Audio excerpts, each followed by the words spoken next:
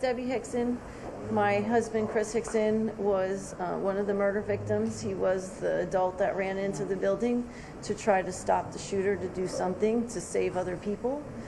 And I'm just completely devastated and shocked by this verdict to me. What it says to me, what it says to my family, what it says to the other families is that his life meant more than the 17 that were murdered and the 17 that were shot and the thousands of people in that school, in that community that are terrorized and traumatized every single day.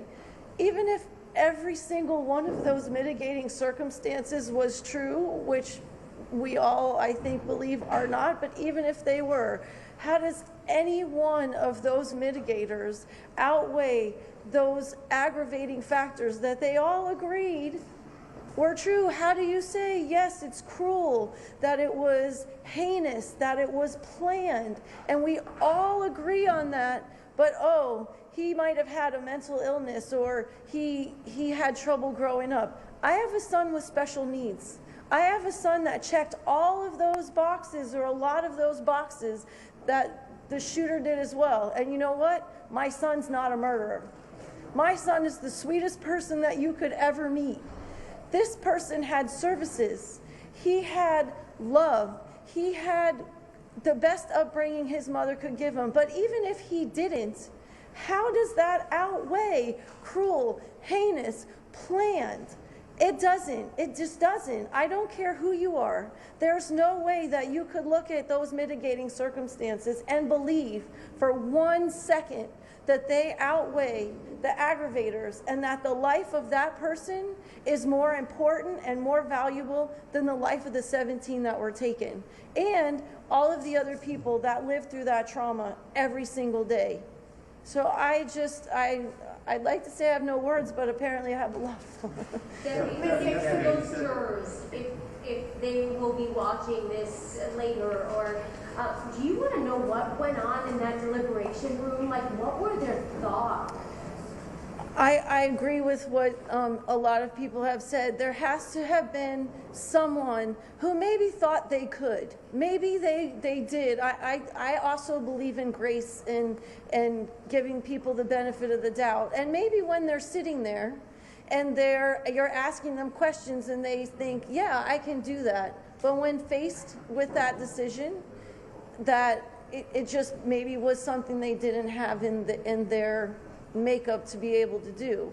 But they really should have asked themselves that question harder before they agreed to sit on this jury. Debbie, yesterday you told me that you thought that if there was a death penalty verdict, that would sort of allow you to perhaps close the door on the anger phase of what you've been through and move on to the healing phase.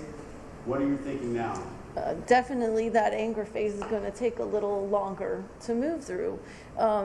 Because to me, like I said, here I am thinking that they're going through yes, yes, yes on those aggravators. How can you say yes to every single aggravator and then no to the death penalty? Beyond a reasonable doubt, they believe that they proved those mitigators. So it will have to be something I resolve within myself, with my family, because really right now it feels that his life is more valuable than Christopher's, and that is not true. Never. Ms. Hixson, do you believe that the FBI, the Broward Sheriff's Office, and now the jury has failed your husband's heroism? Has failed him? I do. In a lot of those instances, there was an opportunity to stop the shooter before he even got through figuring out his plan. BSO took a long time to get there, and now again someone else believes that someone's life is more valuable than my husband's, and that makes me, I can't even give you the right words how that makes me feel right now. As a member of the school board now, do you think this makes it more difficult for the schools to stop this kind of event from taking place? I don't know if it makes it more difficult for schools. We are working very hard to increase our security. It does, and it should say something to society that we have to look at who we allow to own firearms, how we address mental health in our communities, and where we give grace when it's warranted. So. Debbie, we don't know how many jurors wanted to go with life. Correct. But did you expect a longer, more involved discussion among the jurors to maybe sway others on death, as opposed to the speed at which the jury came back here? It's a good question. So clearly the aggravators were very easy to go through. I think all of us would agree that 100% were all 7 of them without a doubt completely proven. So in the defense, if you listened to the defense's closing statement, they basically told them that they couldn't, if one person said life, you were done. Like, you weren't allowed to have that. So honestly, I don't know how much of them are, what they're able to do, but it seemed. The opportunity to engage the other jurors. Correct. I want you to reconsider. Did you expect more of a debate within that jury room versus the speed at which they came back?